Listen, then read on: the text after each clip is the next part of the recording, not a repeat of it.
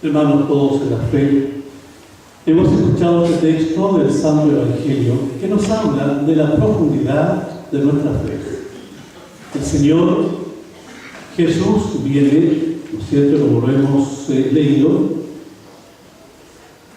y entra en un pueblo extraño, otro pueblo, que no es el pueblo suyo, no es el pueblo judío, de Tiro y de Sidón. Y es aquí donde una mujer, que tampoco es judía, es pagana, cananea, entra y le grita. Fíjese, el texto dice que le grita y le dice: Señor, hijo de David, ten compasión de mí. Señor. Aquí hay dos títulos de Jesús: Señor, que significa el Rey, el Salvador, y el hijo de David, es decir, el descendiente del rey David. Ella, sin ser judía, maneja esta información, que es el Señor, que no es el Señor que tiene un poder para mandar, sino que es el Señor que tiene esa fortaleza para amar y para servir. Ella maneja eso.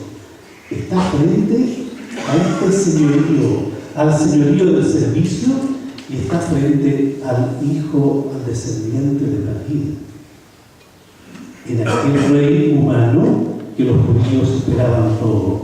Y lo tercero es que le dice: ten piedad de mí. Lo que nosotros cantamos siempre al comenzar la Eucaristía u otras oraciones. ¿Quién de nosotros no le dice: Señor, ten piedad de mí y ten piedad de nosotros? Purifícanos, renuévanos, antes de participar de este misterio tan sublime como es la Eucaristía. Vayamos siguiendo entonces el camino. Una mujer cananea, que no es creyente como los judíos, grita a Jesús diciéndole: ten piedad de mí. Pero en definitiva era su hija. Ten piedad de mí porque mi hija está enferma y mi hija tiene un demonio. Y tú, en esta invocación de Señor y de descendiente de David, apiádate de mí, como le decimos nosotros: apiádate de mí. Está esa hija terriblemente atormentada por un demonio. Hermanos, seguramente a lo mejor esa enferma tenía algún trastoque psicológico, neurológico, psiquiátrico, de acuerdo a la ciencia de hoy. A lo mejor. Pero también es verdad que puede haber estado poseída por un demonio. Y esto no tiene nada de particular. Porque nosotros también podemos estar poseídos de repente por un demonio o más de uno. Porque el demonio, hermanos, no es como algún pajarito que entró en mi vida, o un animalito. No. El demonio es esa fuerza negativa que desde dentro me dice: odia, miente, pégale, trátalo con indiferencia, calúmnialo, desprestígialo o desprestigiala. Ese es el demonio, el que actúa desde dentro, desde el corazón humano, y allí tiene sus tentáculos. Entonces esa mujer dice: mi hija tiene un demonio que la atormenta, que no la deja vivir. Y yo le digo: alabado sea Dios, que a esa enferma ella siente que el demonio no la deja dormir. Porque a veces hay otros que tienen al demonio y viven como si no lo tuvieran, y siguen actuando tal como si nada pasara. La hija está atormentada y quiere que Jesús la sane de ese demonio. La primera reacción de los discípulos que andan con Jesús es decirle: por favor, atiéndela, porque los tiene tan enfermos con sus gritos. Por lo menos para que se calle, o para que se calle. Para que ella se calle, atiéndela, porque estamos cansados de sus gritos.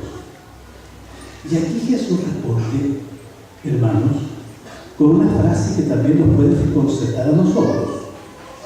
En el fondo les va a decir cuándo el pan es para los perros.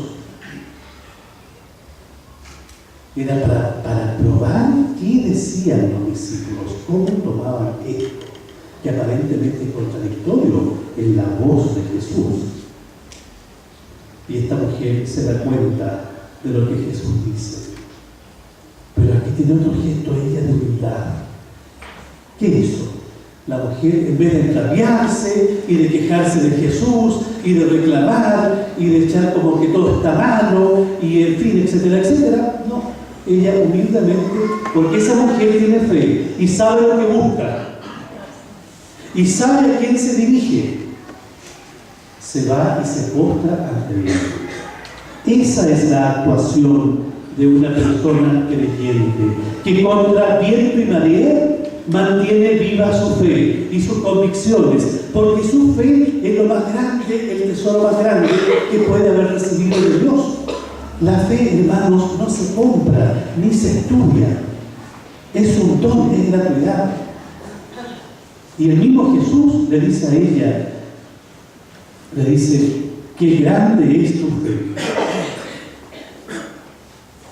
Y por lo tanto, como es tan grande tu fe, que se cumpla lo que me pides. Y en ese instante la hija sanó. Sanó de todos esos males que la aquejaban.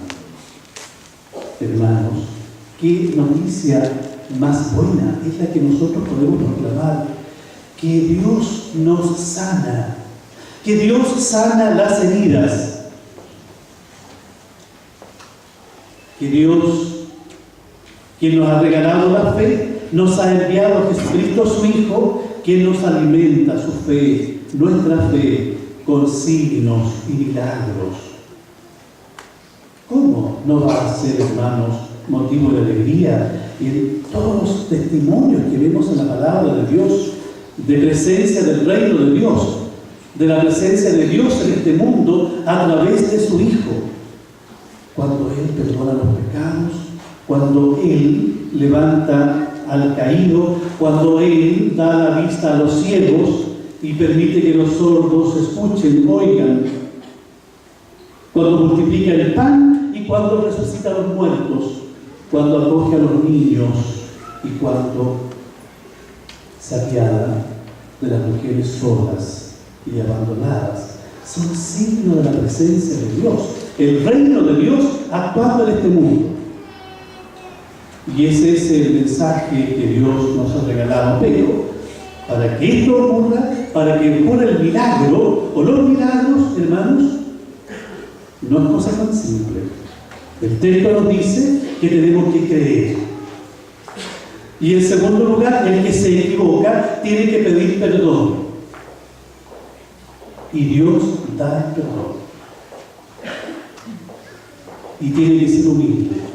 El que se equivoca y pide perdón, el que clama, el que espera, el que confía, es capaz de postrarse a los pies de Jesús en un signo de entrega. Señor, me pertenezco a ti, y porque soy tuyo, yo sé que tú obras el bien. La palabra de Dios es, por eso, palabra de vida, palabra de amor. Hermanos y hermanas, estamos en una celebración no programada. De partida ustedes no tienen misa a las 4 de la tarde, salvo un funeral, será por ahí. Que lo que ha ocurrido, el obispo, que es quien guía la iglesia diocesana y quien tiene la misión de pastorear al pueblo de Dios y permitir que no haya ningún sector, ninguna comunidad que no tenga pastor. He venido precisamente a eso, a traerles a un nuevo pastor. El párroco es un sacerdote nombrado por el obispo, es un sacerdote que cuenta con la confianza del obispo, en la presencia de Cristo y del obispo en la parroquia. Y por lo tanto, entre el párroco y el obispo tiene que existir mutua comunicación, porque el párroco está llamado a llevar a cabo los planes y programas pastorales diocesanos, que dice en relación con llevar a cabo la misión de ser el sacerdote que predica la palabra a tiempo y a destiempo, explica la palabra, celebra los sacramentos en el altar, consagra el pan y el vino, absuelve los pecados en nombre de Cristo y en nombre de la Iglesia, manteniendo para siempre el silencio de lo que a él se le confiese.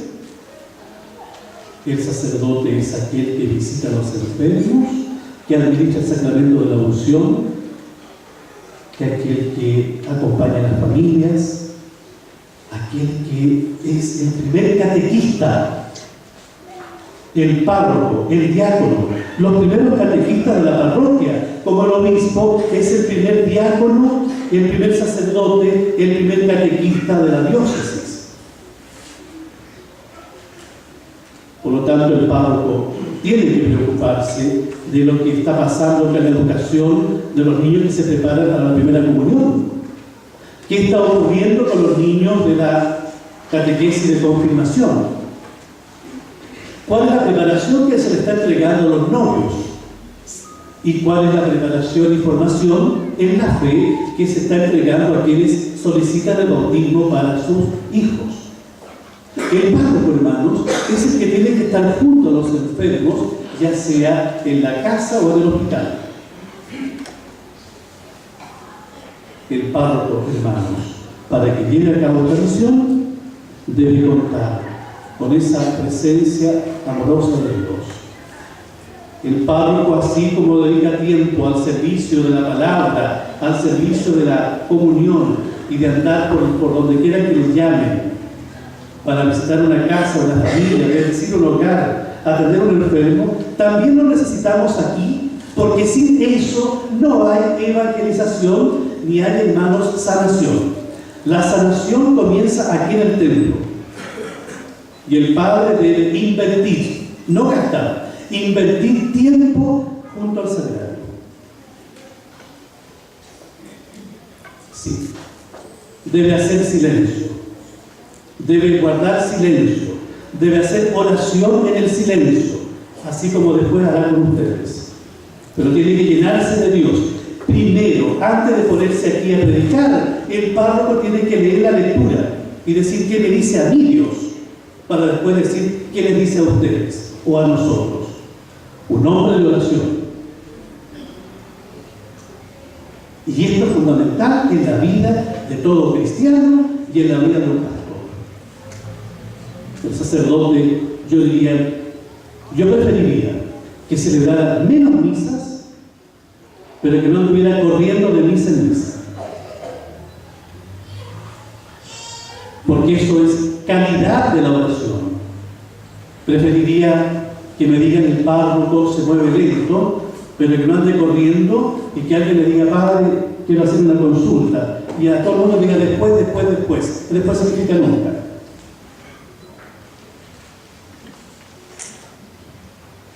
Entonces, esa misión sacerdotal, que no es otra que vivir el sacerdocio de Cristo en medio de la comunidad, el padre Juan lo va a vivir con un diácono. Alguien me decía el otro día en el consejo parroquial, usted no está exponiéndonos a nosotros, que venga otro cura joven y otro diácono joven y pase lo que ha pasado, hermanos. No todos los seres humanos estamos hechos iguales. No somos máquinas. No hemos sido hechos en serie. Gracias a Dios. Somos distintos como personas y con riquezas y flaquezas, pero distintos. Ustedes tienen que cuidar de sus curas. ¿En qué sentido? El primer cuidado de ustedes para con ellos es rezar con ellos, acompañarlos en su vida de oración, acompañarlos en su vida de pastores, acompañarlos en su casa. Hermanos, ¿ustedes creen que yo, en 12 años, más de una vez, no les he dicho a mis sacerdotes, cuando ustedes vayan a una fiesta, los inviten a un cumpleaños, a un bautizo, a una primera comunión, a un matrimonio, por favor, retírense a una hora prudente?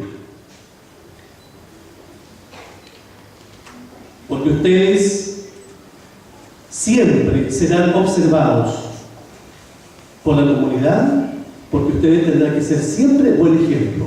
Y a mí no me gustaría que el señor de la esquina diga: los curas echan todos los días a las 2 de la mañana la camioneta. ¿De dónde vienen a esa hora? Hermanos, yo también vivo en un sector. Y lo que estoy diciendo aquí me lo digo a mí.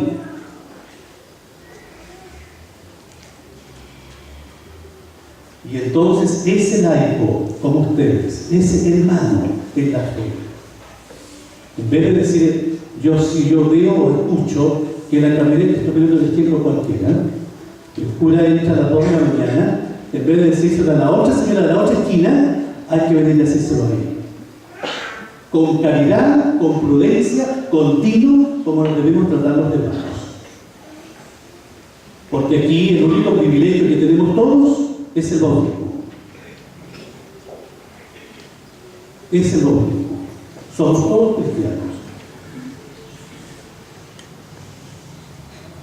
Entonces, cuidar a sus sacerdotes con la oración, con la cercanía, con el trabajo, y verán que todos pasamos. Todos pasamos. Pero la comunidad no pasa, la parroquia no pasa. Este párroco no pasará, este obispo pasará, ustedes pasarán. Todos pasaremos, estamos pasando en este mundo. Entonces, yo creo que tenemos que preocuparnos de lo más profundo, como es el crecer juntos en la fe, en la confianza en Dios.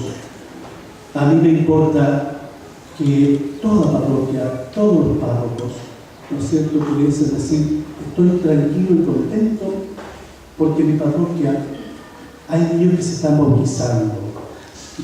Estamos preparando los distintos sectores de la comunidad, niños para su comunión, jóvenes para la confirmación. La celebración de la misa es siempre, y ha sido una tónica de aquí, siempre de mucha gente y muy participada. Que eso siga siendo así.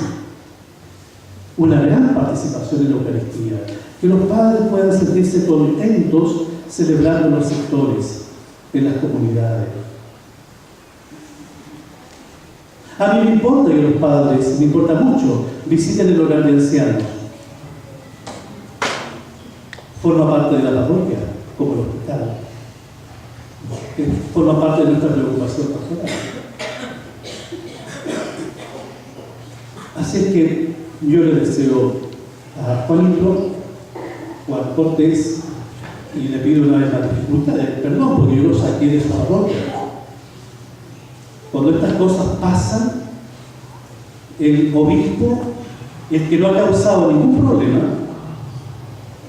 al final es el que se lleva las consecuencias.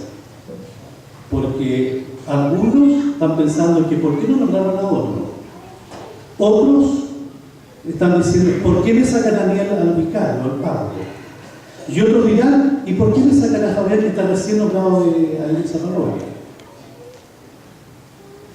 Hermanos, cuando hay un incendio, hay que recurrir pronto a apagar ese incendio. Y yo lo estoy haciendo, y así lo deseo, en conciencia, y como un obispo de fe, estoy haciéndolo de la mejor manera. Que ustedes tengan pastores que los sigan acompañando en una nueva etapa de la vida.